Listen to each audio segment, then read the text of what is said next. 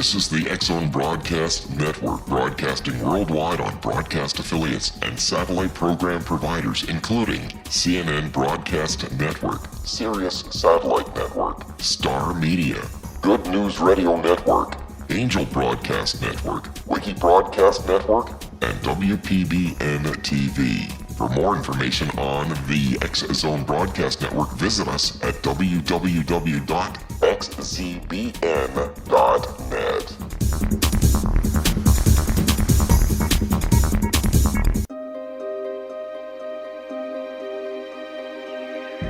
Welcome to Seek Reality with your host, Roberta Grimes. Author and attorney Roberta Grimes will explore and illustrate how she, after an extraordinary experience of light in childhood, has discovered channels of communication to the afterlife and how these implications have an effect on our everyday lives. Please welcome the host of Seek Reality, Roberta Grimes. Welcome to Seek Reality. Of course, I'm Roberta Grimes, and I'm so delighted that you could be with us today. This week and next, we're going to be discussing a fascinating phenomenon that I used to think was rare and almost always happened accidentally, but we're finding more and more evidence now that actually it's a fairly common and often planned in advance sort of phenomenon. This is big. The jury is still out, this because it's really fairly new, but now at last we have enough evidence that we can say that this is something that might happen in your own life. And that's why I invited back someone that we just had on recently, because this has happened in her life. And the phenomenon is, quite simply, reincarnation occurring fairly quickly in the same family. There are 3 or 4 different child-related topics in the reincarnation field. We'll be dealing with each of them. But quite specifically, very often, apparently, a young child who dies, or even an older person who dies, will come back fairly quickly as somebody else in that family. This is amazing. Just a few weeks ago, we had Virginia Hummel here with us. She's the orb whisperer. That's her sort of main claim to fame. So you can just look up the orb whisperer and you'll be able to see her or hear her previous conversation with us. But when she came on during the breaks, we were talking about this. And it turned out she could be an expert on this too. So I invited her back then. And now is the day we're going to be talking with her. Welcome, Virginia. I'm thrilled that you're here. We're going to have fun with this. I'm thrilled to be here. Thank you, Roberta, for having me. Now, because people may not remember, could you tell us a little bit about your own history, just to get us started? I've been off and on spiritual and had some experiences growing up. But my great awakening happened after the death of my son, Christopher, in 2006.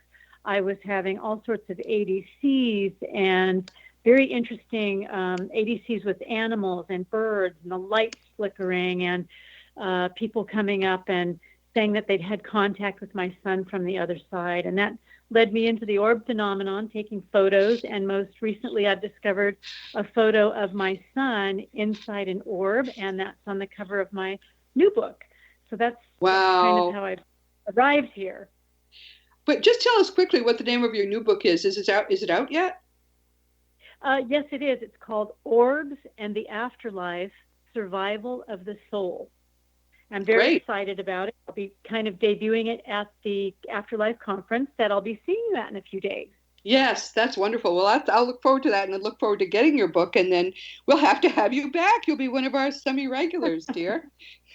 So had you thought much about reincarnation before what the stuff we're going to be talking about today began to develop?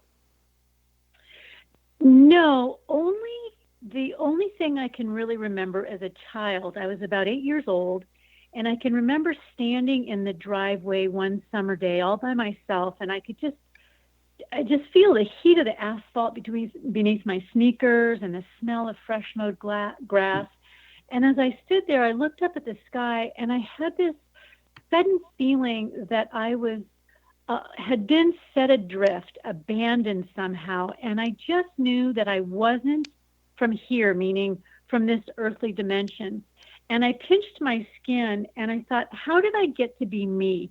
How did I get in this body? Why didn't I come back as my mother or my brother or my dog? Now, Oh. I had never been taught about reincarnation. Wow, that's heavy stuff for an 8-year-old. Exactly. And I thought, and then I'm in this family, and this family has no idea what I'm talking about. So I kind of kept that to myself. And it really wasn't until I had the profound experience of going to the morgue and seeing my son after he passed away, that as I looked at him through the glass wall that was there, suddenly the air around me changed, and I looked at him, and I knew he was not in his body. And that same feeling that I had had in my driveway as an 8-year-old kind of came rushing back, that there's something more, that we have come from somewhere else. And my son has returned to that same somewhere else. So that began my most recent journey. Wow. Well, this is going to be fun. I mean, this to have someone come back that you love and that you thought you might never see again is amazing. But before we get there, we're going to talk about some of what you said happened in a little more detail, because many people who have lost a loved one would be thrilled to hear about some of the amazing experiences you had soon after Chris died. So we're going to take a quick break, and when we come back, we're going to talk about that. This is Roberta Grimes on Seek Reality. My wonderful guest is Virginia Hummel, and she's going to tell us some things that are going to rock your world. Stay with us.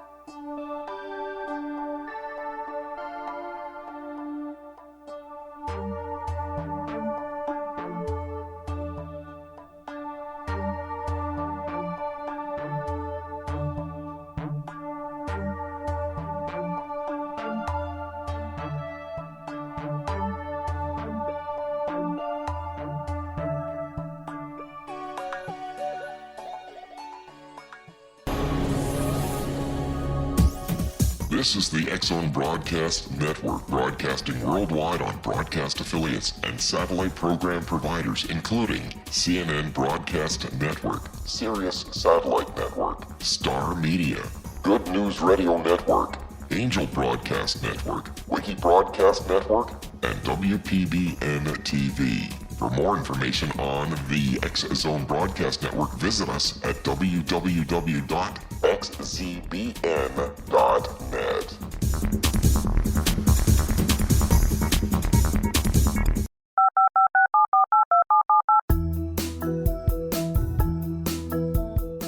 Did you know that when you're on the road with limited data or Wi-Fi, you can still listen to the X-Zone Radio Show with Rob McConnell, The Science of Magic with Gwilda Wiyaka, X-1, Dimension X, Space Patrol, and every minute of the X-Zone Broadcast Network by calling 213-401-0080, courtesy of Audio Now. No smartphone, app, or internet needed. It saves your data plan, and it's free if you have unlimited minutes. Call 213-401-0080 to listen on any phone, anytime, anywhere. Remember 213-401-0080 for the best of the paranormal, parapsychology, and sci-fi radio programming anywhere, 24/7, 365.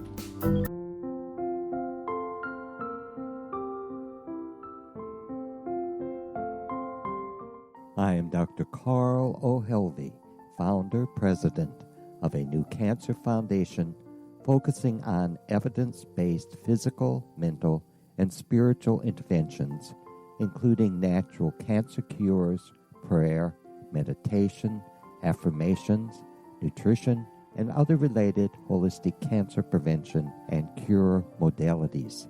These are used in cancer education, research, and financing care.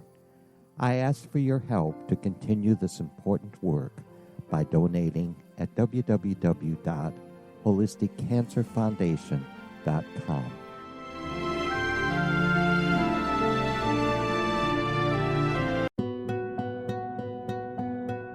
Is it science or is it magic? Once a magical thing has been scientifically proven, is it no longer magic? Or is magic simply the science of tomorrow? Join me, Gwilda Wiyaka, on The Science of Magic, a syndicated radio program dedicated to combining the science and magic of today's dynamic and controversial topics to co-create new solutions. By triangulating information from today's leading experts from the scientific and magical fields, we uncover expansive and evolutionary truths you won't find anywhere else. Join us daily on the X-Zone Broadcast Network, xzbn.net, as I interview the share thoughts with the amazing guests from both science and magic. The resulting knowledge is unprecedented. As a gift to you, the listener, past episodes can be accessed on our website free of charge at thescienceofmagic.net.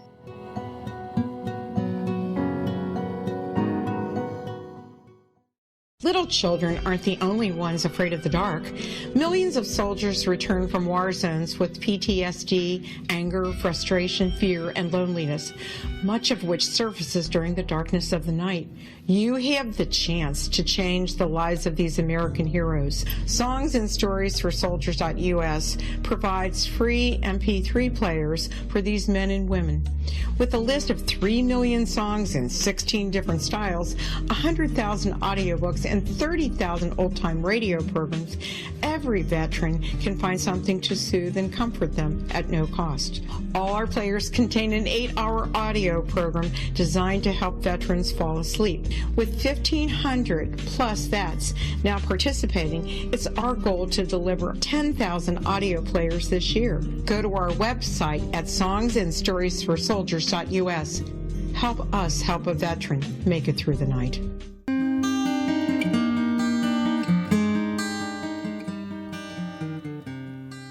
Welcome back, everyone. This is Seek Reality with Roberta Grimes and our guest, Virginia Hummel. And we're talking about the fact that Virginia had the worst thing happen that can ever happen to anyone. I think we would agree. She had her son die unexpectedly at the age of 25. He was your youngest, right?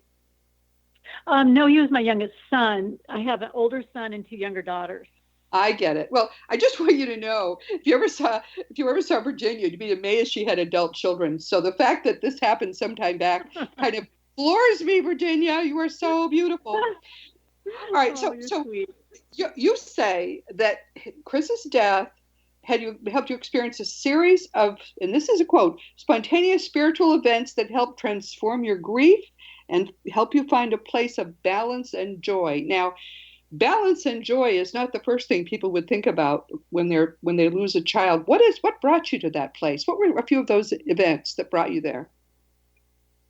Well, first off, it's very important that you honor your own particular grief journey. I knew with my grief journey that I knew about an afterlife. I didn't really have a lot of experience, but when my son crossed, I knew if there was a possibility at all of him connecting me, I wanted to be present and available for that connection. So one moment I would be on the floor wailing, as a parent would do, and then a few minutes later I'm saying, wait, I need to get up and reach out to spirit. And every time I did that, Roberta, I would have a connection with my son. The lights would blink, something would happen with my computer. Oh, wow. It was such a positive, it was like a washing machine on agitate. I was on the floor. I was in full joy connecting with spirit. I was, back and forth. Oh. And it's certainly an interesting journey. But the more I reached out to spirit, and that's what I would like to encourage our listeners to do if you've lost someone. When you have a child, moms develop something called mommy radar. We know when our kids are up to something, it gets real quiet. Yes. We're like, oh, let's check on the children. Right. Well, what I tell people is, as a parent who loses a child, it's time for us to develop mommy spiritual radar. Because the moment we put our antenna up and our radar and we begin looking for that connection, our child reaches out to us. They are there and they really want us to know that they're okay. But grief is a very dense energy and vibration, and grief closes in on us. And the more we're in grief, the more we get sucked into that deep, dense pain and anguish, the further we are away from spirit.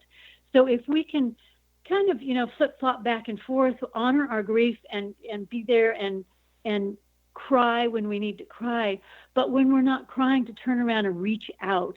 And that really is what helped me arrive at that balance, because I was able to connect with my son and go back and forth between the human grieving and the spiritual connection.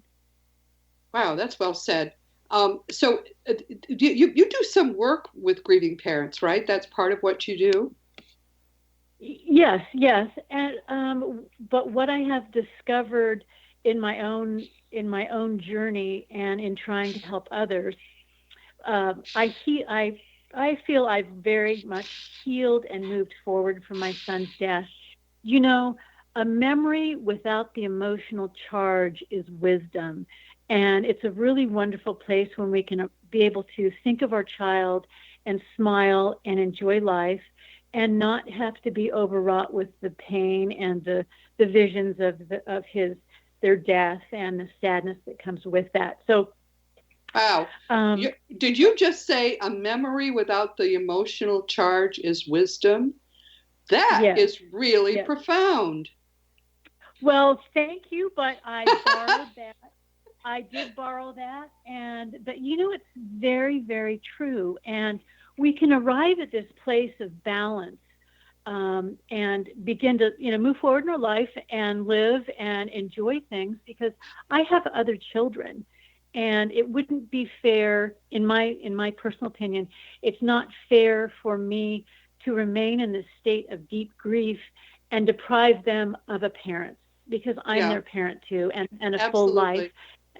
And so we try to incorporate that and move forward. But what I found with coaching people is there is a handful of people that really want to do the hard work it takes to move forward and heal and move on.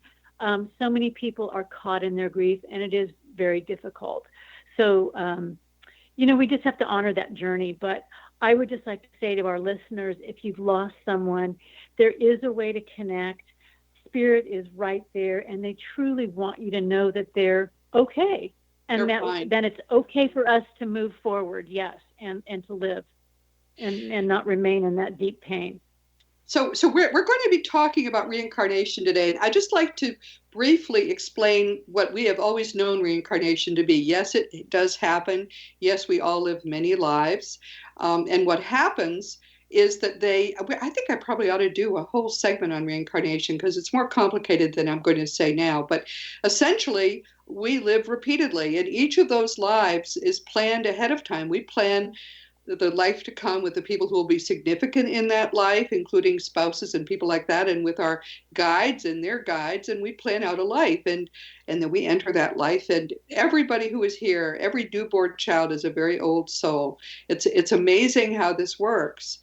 But that's how we have been told by the dead that it standardly happens. And by the way, yes, Jesus did talk about reincarnation. The Council of Nicaea in 325 removed most references, but not all of them.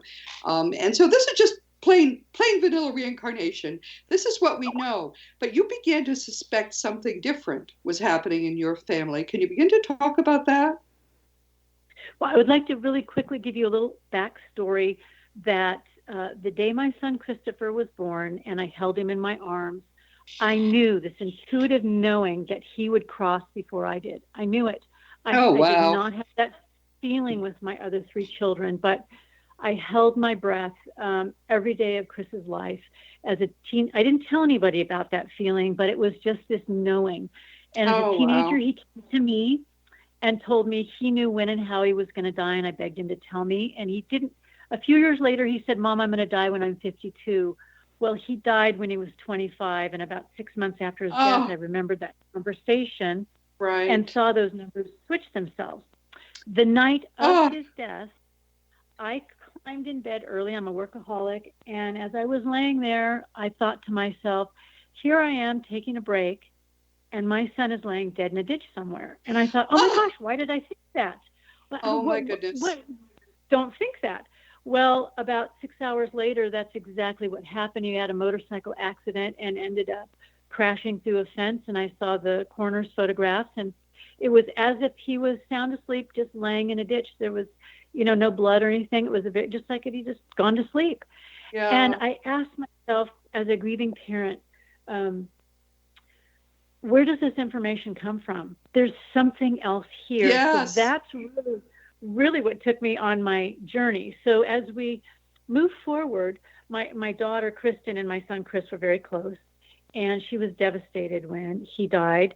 But they were both very psychic, and he continued to connect with her from the other side.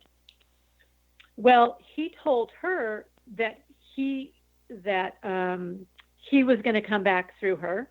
We've had 5 different people approach my daughter and myself saying, "Do you have a son on the other side?" And we said, "Yes." And they said, "Well, he's standing right here, and he's saying he's coming back through your daughter, Kristen." And I know.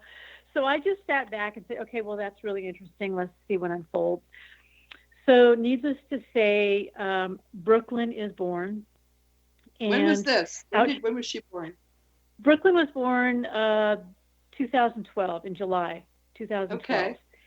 And she came out, her eyes were wide open. She was like little Yoda. I looked at her and I thought, I know you, but I didn't look at her and see, this is my son, Chris. I just knew her. Have you ever met a stranger and you just know them? Yes. So, that's right. I know how it feels. Yes. So I picked her up and I was patting her on my shoulder, and she's just a newborn. They have no muscle control or coordination. And I said, Grammy can't wait to hear your stories about the other side, about God and Jesus, the guides and angels, and the ascended masters. And she picked her head up. She turned and looked at me and stared me in the eye after I said that. There was no mistaking. I just, she looked at me as if, well, Grammy, you know exactly what's going on here. I can't wait to talk to you. Yes. So I said the same thing to her about 2 weeks later, patting her back, and said the same thing. And she lifted her head, she turned, and she looked at me. But it was a look of, I'm only like 2 weeks old and I can't talk yet, right? So for Pete's sake. Yeah, give me a break here. It was killing me. So at 9 months, I'm just trying to speed this along. At 9 months, my daughter was carrying her out of the bathroom, and there's a picture of my son and daughter on the wall in the bathroom. And Brooklyn at 9 months reached out and grabbed the door jamb, stopped them, and pulled them back in the bathroom. And she leaned over and looked at Chris in the picture and started to smile. Well, Kristen mentioned this to her husband, and he said, "That's funny. Brooklyn did the same thing to me the other day." So at a year old, Jeff, her father, was carrying her out of the bathroom. She grabbed the door jamb, pulled him back in, but this time she pointed at Chris in the picture, and she started babbling. Then she looked at Jeff and babbled, and then she looked straight up to the ceiling and pointed to the ceiling and started babbling. Then she looked at the picture, babble, babble, babble, looking at Jeff and pointing to the ceiling as if she was trying to tell him that, something about Chris or here or there. And he's like, "Wow, this is really interesting." Yes, it's getting heavy. How old was she then? How old was she when she did all of that? She was a year old. Okay. Okay. Then at about 18 months, about 19 months, her little brother was born, and I'd taken some pictures of the mom and my daughter and son-in-law and the baby in the hospital, and I was babysitting Brooklyn at home. So I would show her a picture, and she would say, "Mama," and I would switch it, and there would be Daddy, and she'd say Dada, and Rai for Rylan, the baby. So we would go through this, during the day. And a couple weeks later, she was sitting there sucking her thumb, watching Sesame Street. And then she pointed at my phone and said, "Mama." So I showed her Mama. I showed her a picture of Daddy. I said, "Who's this?" She said, "Dada." "Who's that?" Rai. And then she went back to sucking her thumb and watching TV. Well, I decided I was going to show her a picture of Chris, one she had never seen. Took me about a minute to find it through my photos in my iPhone. And up it came, and I said, "Brookie, who's that?" As a matter of factly as she could, she turned, she pointed at the picture and said, "Me." And then she went back to sucking her thumb and watching TV. Oh my goodness. Roberta, one of the things that children do when they talk about reincarnation and their past lives, basically, is they do it in a very matter-of-fact tone, almost in an adult-like tone. It's just as if it is. And then they go back to doing their childlike behavior. So it's very interesting. If the listeners, if they have a younger brother or sister, or a child or a grandchild, and they hear them talking, you can go ahead and ask them who they're talking to, or they might just say, I used to live in that house over there, or my other mother. I think we have to take a break now, but I'm thrilled to this is a great place to leave off because we have a lot to say about this. Roberta Grimes, Seek Reality, and you're going to want to stick with us. We'll be right back.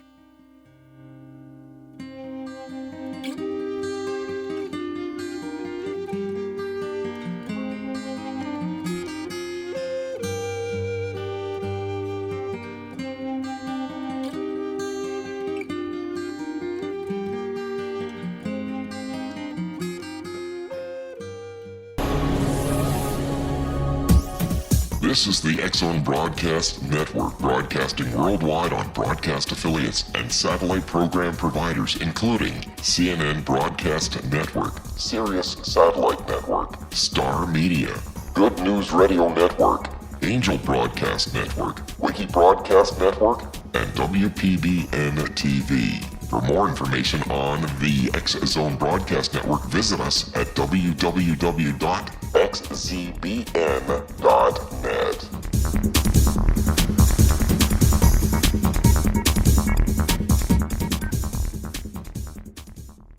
How would you like to be able to read other people's minds? Well, the next best thing is here. When you know how to read a person's name, you know how the person thinks, feels, and behaves.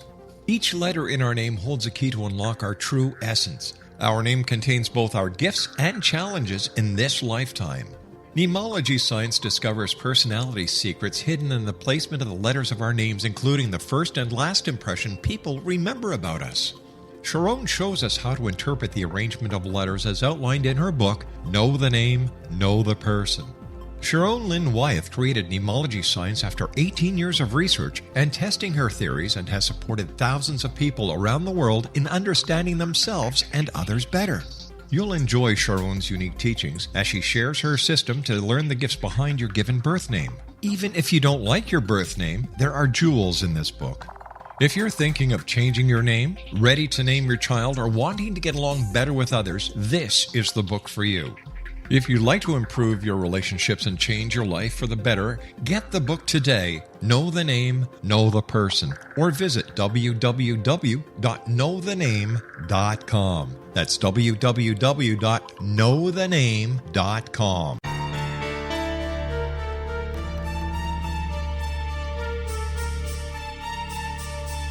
Hello, I'm Justina Marsh, and with my dad Pete, we are going to present a new show called Too Good to Be True. Together, we are aiming to discover more truths about this world and beyond. Do you have unanswered questions about the world?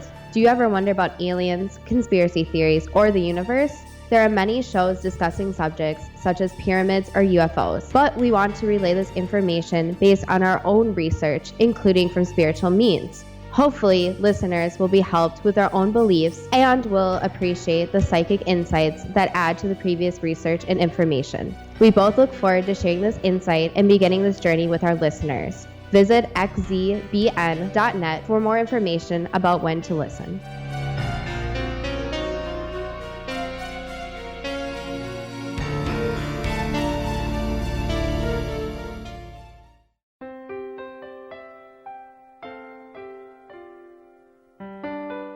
Ancient prophecies, legends, and current events indicate we're entering a high-frequency era supporting enlightenment. During expansive times, old rules fail, necessitating access to the ever-shifting currents of life for guidance. There's an ancient form of shamanism through which we can obtain the information we need. I'm Gwilda Wieka, founder and director of Path Home Shamanic Art School, with a great new provision for those interested in spiritual evolution and personal empowerment. Galactic Shamanism, Art of the Ancients, Key to Tomorrow, is an upcoming series of leading-edge online affordable classes designed to guide and support you and your family during these times of transition. Embrace the magic. Empower your life. Study Galactic Shamanism at findyourpathhome.com.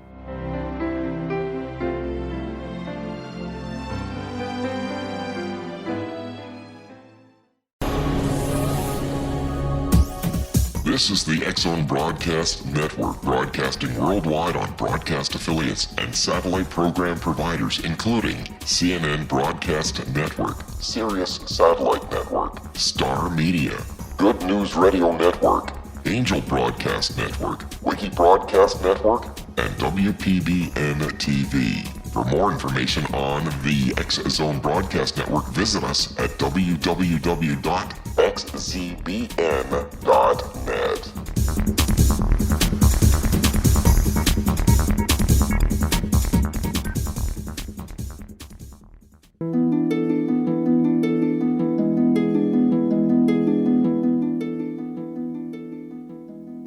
Welcome back, everyone. This is Roberta Grimes, Seek Reality with Virginia Hummel, and we're talking about what I think is a really neat topic, when a child chooses to come back in the same family. Her son died at the age of 25, quite unexpectedly, in an accident. And then a few years later, what was the interval between his death and Brooklyn's birth? 6 years and a few months. Yeah, relatively quickly, a grandchild was born into this family, and lo and behold, claims to be Chris. So, what else can you tell me about that? When we left off, she was just a little over a year and a half old, and she announced that this picture of Chris was really her. And as you point out, in a very matter of fact way, I mean, obviously that's who it is. She goes back to watching TV. What else did she do that helped you know who she was? Well, Kristen was driving her in the car, and a motorcycle pulled up along the car, and Brookie said, "What's that?" And Kristen said, "That's a motorcycle." She said, "I want one." And Kristen said, "No, we're not having a motorcycle." But for sure. after that, she began to ask her mom, she said, "Mom, where is my motorcycle?" Now, Chris had been killed on a motorcycle. Right. So she was very adamant about, "Where's my motorcycle? Where's my motorcycle?" In Christmas, maybe 2015, she was. So she's 3 then, roughly. Yeah, 3. She's 3, roughly 3. And Christopher had a son, Logan, who was 5 when Christopher crossed over. So Logan is now probably 13, I think, or so. And he came up to my house for Christmas. And Brooklyn was standing in my room, and Logan walked in for a second and said something and turned around and walked out. And in a matter-of-fact tone, Brooklyn cocked her head and said, "Logan's a big boy now," as if she had been contemplating he was little and now he's big. Right. So, oh, my. So she said that, and then she was in her mom's closet and playing with some other Kristen's jewelry. And she picked up a necklace, and she said, "I want to give this to my mom." And Kristen is standing right there, but Kristen knows about this reincarnation. So she said, "Well, Brooklyn, who's your mom?" And Brooklyn said, "Well, Grammy's my mom." Well, Grammy was my mom before you were my mom. Oh. And so Kristen and I have just talked about just listening to Brooklyn. We might ask her a question or two, but we really don't give her information about Chris. We just let it come out naturally. Yes. So then the real stunner for me, Chris and Kristen, I live in Ketchum, Idaho right now, and Chris and Kristen had grown up there and attended elementary school. Well, the school is just a few blocks from my house, and Chris had played there with his friends as a young boy. And when Brooklyn was 3, I was strolling Brooklyn and her brother in the little stroller to the park, which is the playground of the elementary school. And just as we pulled up to the park, Brooklyn yells out, "Grammy, I used to play here with my friend Johnny." And I just stopped in my tracks. I'm like, wait a minute. She doesn't have any friends, friend named Johnny in preschool. Oh, but wow. Chris's best friend was Johnny Wilkins, and they indeed played at that playground as children. Oh my goodness. So I love this. This is so neat. Isn't it wonderful? Well, it is neat. You know, part of me, I try to do the scientific research aspect of it, and I document everything. And it is very exciting. It gives me a little tickle to see that she has come through. Both Brooklyn and I have a very strong connection. She calls me Mommy a lot, and we have to correct her and say Grammy. Call me Grammy. Right. But last September, I was sitting at the dining table with Brooklyn and Rylan. We were having some pizza, and out of nowhere, Brooklyn looks at me and said, Grammy, when I close my eyes at night, I feel like I'm a boy. And I just sat there for a minute and I asked her how it made her feel. And was she okay being a girl? Was she okay with girl clothes, or did she want to wear boy clothes? And she said, no, I like girl clothes. But there's very much movements and things that she does that Kristen, her mom, and I will look at each other and go, boy, that is just Chris all over that. But we have both decided to honor Brooklyn's journey this lifetime and allow her to be this new person and persona that she is. But I think we both just get a little tickle of that person that we love, that soul that we loved so deeply has taken the opportunity to reincarnate in this family. And, Yes. Roberta, as a mom, I can look back and see things that I would have liked to have changed, things I would have done differently in hopes of a different outcome. And I know I could never do that with Chris, but I can certainly be present. It's almost as if I have another chance to do things right. And that's it's a good feeling, but there's a lot of responsibility that comes Right. with knowing that my son has come back through. Yes. Oh, I understand that wish to do things better the next time around. I always say it's unfortunate that we have to keep our learner batch, because once you've raised a batch of kids, you really know how to do it. But somehow can't throw away that batch. That's the batch you have to go forward with. So it's lovely to have another chance with him. But one of the things people are wondering about is, oh, he changed genders. This is not uncommon. Most of us remain the same gender in nearly all our lifetimes. We pick a gender, it's just easier to stay with that gender. But we all choose sometimes to come back in a different gender. I am pretty confident that all the transgender confusion stuff comes from the fact that people do switch genders. So she had that, those sort of semi-confused thoughts, perfectly normal. One of the I things, absolutely agree with you on the transgender thing. I think that is they're remembering a past life as yes. the opposite gender. And it's I very strong. remember very well when I was young, until I hit puberty, probably till I was 15 or 16, I was a boy for all purposes. They used to call us tomboys. I was a boy. I mean, it was very confusing, but if someone had told me when I was 10 or 12 that I could be a boy and it would be no problem, I would have done it in a heartbeat, and it would have been the biggest mistake of my life. So, I mean, no, seriously, I would have been a very poor man. I think I make a fairly good woman. And as soon as puberty kicks in and the hormones start going, the confusion goes away most of the time. So I feel please let me say parenthetically to people, if you have a child who seems gender confused, please I really honor that confusion, but don't try to resolve it in the direction of switching genders until after puberty. Allow them to go through puberty, because my sense is that fixes it nearly all of the time. I've never regretted being a woman. Ever since puberty kicked in, I've been completely heterosexual and a woman in every way. And I needed to be a woman in this lifetime for my work. So it's very likely what Brooklyn is going to go ahead and do, that was a gender that he would have chosen for his next lifetime, because he has things that it's going to be easier for him to do or better for him to do if he's a woman. So that to me is right now, suddenly people are making a big deal out of it. But frankly, it's a natural process, since we so often will change genders between one lifetime to the next. It's perfectly normal to have some gender confusion before you hit puberty. I agree with you. Absolutely. In fact, I was a tomboy and I couldn't figure out why my mom was trying to make me wear a dress. Yeah, I felt the same way. Really, it's so normal for this to happen. And fortunately, up until very recently, people honored children's, birth gender, at least until the child has got to make an adult decision. I'm worried that a lot of children are being forced prematurely into changing their genders, with tragic consequences for them. There's a very high rate of depression and even suicide among people who have changed their genders.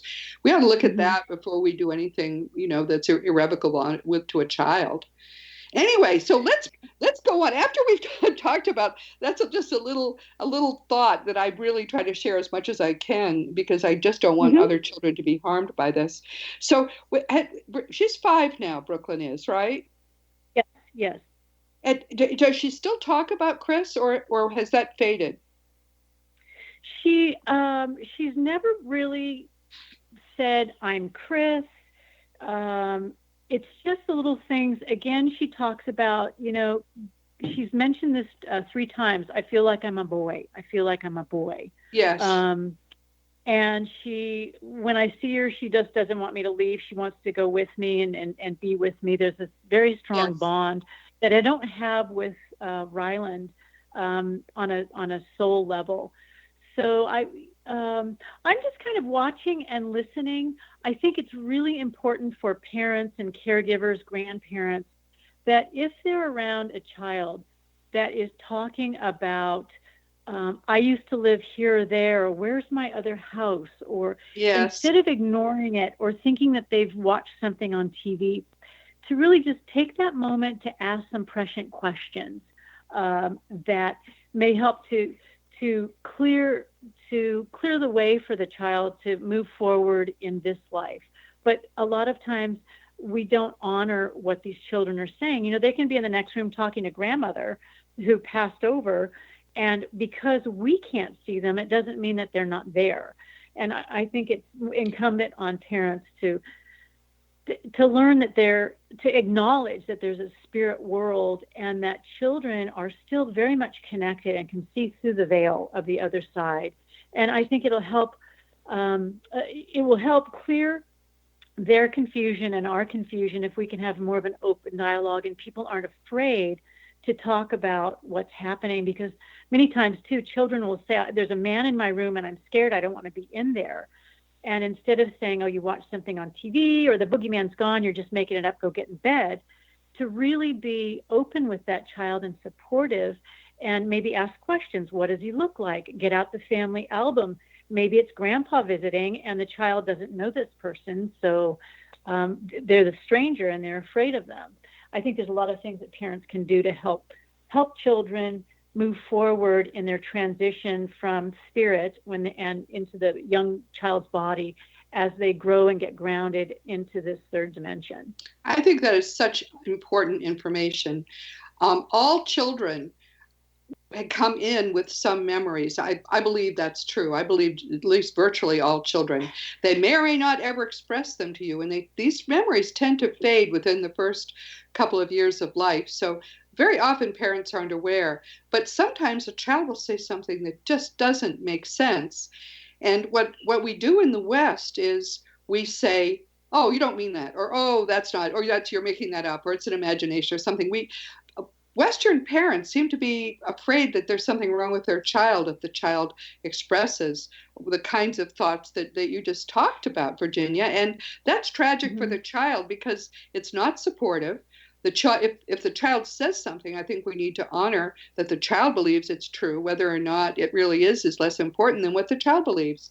And if people will find, I mean, if you honor what the child is thinking, you'll get other information too that begins to be interesting. Yes. We know, for example, that my grandmother was around my oldest granddaughter for probably 2 years. She would say, "Can Grandma come in the car?" Would say, "Fine." She'd talk about what Grandma was doing right now. And this is just what, by the way, she died a few months before when we started having grandchildren. Just what she would have wanted to do. We would have missed so much if we hadn't honored what my granddaughter was saying.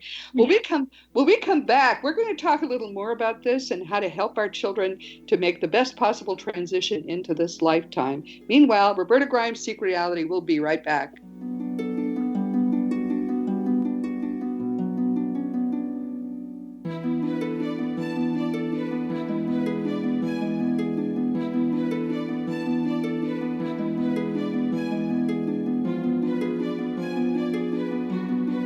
The Earth is under ever-increasing pressure from untenable lifestyles and growing populations. Yet, viable answers seem in short supply. What if I told you there's an ancient form that can empower you to take charge of your life?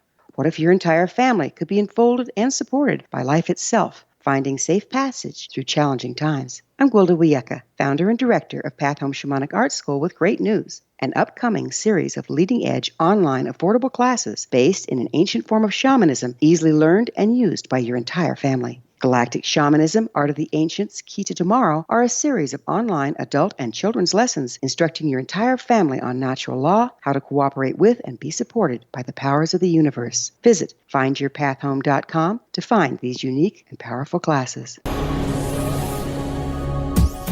This is the X-Zone Broadcast Network, broadcasting worldwide on broadcast affiliates and satellite program providers, including CNN Broadcast Network, Sirius Satellite Network, Star Media, Good News Radio Network, Angel Broadcast Network, Wiki Broadcast Network, and WPBN TV. For more information on the X-Zone Broadcast Network, visit us at www.xzbn.net.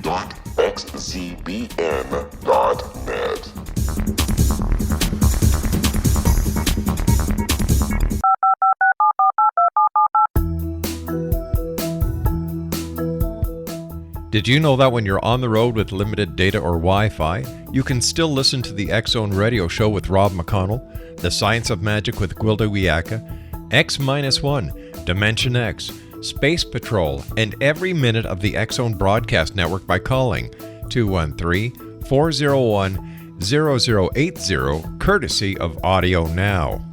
No smartphone, app, or internet needed. It saves your data plan and it's free if you have unlimited minutes.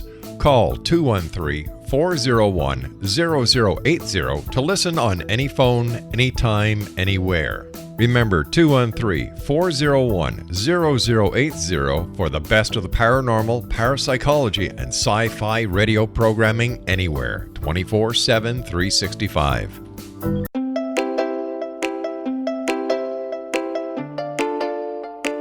Are you curious? Do you want to learn more about how the world works and have fun at the same time?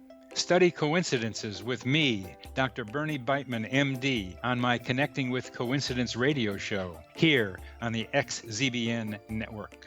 Listen to Jungians theorize, statisticians randomize, true believers evangelize, while I categorize. I dance to the rhythm of coincidences. People who experience me see more of them. Maybe something on the show matches a thought in your mind. Let us know. Expand your mind to the weirdness happening around you. Synchronicity spoken here, there, and everywhere. For more information, put Connecting with Coincidence in your search engine and find my website, my social media sites, and my blog.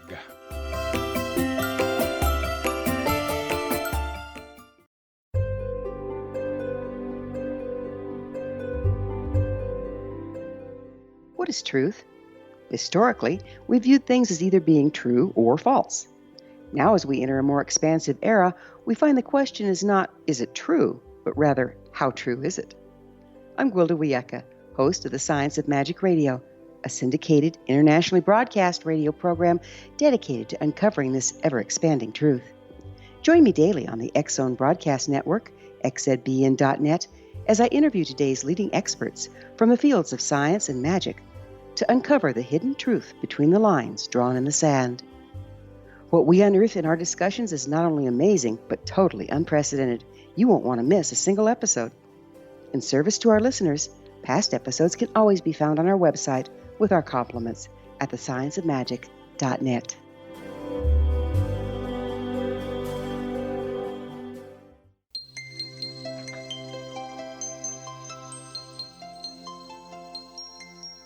Welcome back, everybody. This is Seek Reality with Roberta Grimes, and we're here with Virginia Hummel talking about reincarnation within the same family, usually within just a few years. I'd like to follow up on something that Virginia said in our last segment. He talked about, what if a child is scared to be in the room? You should know, and this is something I don't like to believe in any bad stuff, but there is such a thing as a shadow man. They're probably the lowest vibration entities that we can still be aware of. And what they do, believe it or not, creeps me out. They usually look tall, very thin, with a top hat and a cape, and they lurk, and they're all dressed in black, and they lurk in closets to scare people, believe it or not, because they feed on negative energy. All that you need to do is let the child have a nightlight and that it'll be impossible for those shadow men to scare your child. So please, if a child tells you that there is something in his or her room, take that seriously and just allow the child to have a nightlight, and everybody will be so much happier. So let's talk a little more about what you've been doing lately. You said the last time that we were together that you were working on a documentary about healing grief through spiritually transformative experiences, STEs. Yes. A couple years ago, Peter Shockey and I interviewed 12 people: Eben Alexander, Raymond Moody, Rajiv Parti, William Peters. William Peters, I think, will be at the conference in a few days. A handful of really, really wonderful people. And in talking with Raymond Moody, Dr. Raymond Moody has written the classic book, Life After Life. And he said that when his son Carter was 5 years old, they were laying on the bed flipping through channels with a remote when he briefly landed on a National Geographic channel. And suddenly Carter became very animated and said, "Dad, that's my village." And Raymond said, "What?" And he flipped back to the channel, and it was a documentary about village life in China. And Carter could see that Raymond was very puzzled, and Carter said, "Yeah, don't you remember, before I came to you and Mommy, I was with my other Mommy and Daddy and brothers and sisters in China." Oh my goodness. How old was he at the time when he said this? He was 5 years old. Oh my, wow. So there's just a lot. I think it's just really important for family members, when there's any young children in the family, to be open and to listen for these types of things and not be shocked, but just, and just document. Just take a journal and write these little things down, and eventually you'll be able to look back and see that there's quite a few, or that they form a pattern, or might help you discover where your child was from, or what family he was in, or what country he was in, or a little more that might help the child to relieve their anxiety and their curiosity and their puzzlement about how they ended up where they are right now and why they have these memories from these past lives. So that's what you'd recommend if people suspect things like this have happened in their family, or really any kind of strange thing a child says. You recommend they keep a journal and simply acknowledge that they've said those things. Yes. Yes. And not necessarily that you have to discuss reincarnation or, you've lived a past life, but just to honor and acknowledge that their child is trying to tell them something. Because many times when you open that space, it's an energetic space that you're creating. When you honor what the child is saying, more information comes through. And generally, you may have been in that same past life with that child as a different family member. Very often. And you may begin to remember things from your past life also. Yeah, fascinating. This is so interesting to me. So what do you recommend that people do, if anything? Just simply keep a record, and eventually, maybe when the child is an adult, let the child see the record of what was said? If they show an interest in it, I have written the book, Cracking the Grief Code, and it's dedicated to Brooklyn, and there's information and stories about her and Chris in the book. And when she's older, if it's something, she sees it on my desk or my bookshelf and asks about it, she's more than welcome to read it. But I'm not necessarily sure that I'm going to encourage her to, you need to read this book. You need to figure out who you it's were. It's up to her. Life. Yeah, she should read it. That's very good advice. Exactly. And what's it? Is that documentary out? How would people see it? Nope. It's still in the can and it's still in work, but I'm hoping within the next year to have it finished. And again, Peter Shockey, the producer of Raymond Moody's Life After Life film. So it's a classic film, and you can actually go on Vimeo, type in Life After Life. I have it on my Vimeo channel, and you can watch it for free if you'd like. He is also the producer on this new documentary, and I will let you know as soon as it's out. I'm very excited about it. Okay, please do, and we'll let everybody know. So how would people reach you? Do you have a website? Well, orbwhisperer.com, And I also have a website, virginiahummel.com, which is dedicated to the grief aspect, and Orb Whisperer is dedicated to the orbs and the afterlife aspect. So mention that again. You actually photographed an orb that had Chris's face in it. Well, what's interesting, it happened 5 years after his crossing, and I needed a cover for my book, and I said, Chris, I'm talking, to Spirit. Yeah. Said, okay, the ultimate cover would be you inside an orb. Oh my goodness. So I'm thinking, okay, I just placed my order. That's all I need to do. That's all you had to do. Right? I just love it. And so sure enough, there he was. Well, I took a picture of a little boy inside an orb in my kitchen, and it's very clear. And I go, I wonder whose little boy that is, right? So I set the photo down, and I didn't come across it till last year again, just after I'd seen a photo of my son, Christopher, at age 6. And it was Chris at age 6 inside the orb. I was assuming he would be 25 years old inside the orb. So, That's wonderful. Spirit works in mysterious ways, but I think they had a marketing plan because I think people are more emotional when they know that a young child has crossed over as opposed to a young adult. That's true. But anyway, there he is inside the orb. This is really amazing. What's next for you? Do you have anything else in mind? I mean, we're going to get to see each other in just a few days at the symposium, but where are you going next with this? Well, I've taken up golf, and someone recently pointed out that I've been hitting a little orb down the fairway.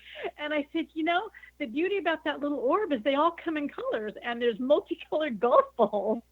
Oh, isn't that? So I'm just being silly, but I'm not sure. And more shall be revealed, Roberta. I listen to Spirit, and if I put my radar up, Spirit will guide me in the direction I'm supposed to go. So I really just try to remain open for what information I'm supposed to help bring through or help people with. That is such a wonderful insight and a great way for us to sort of close this conversation.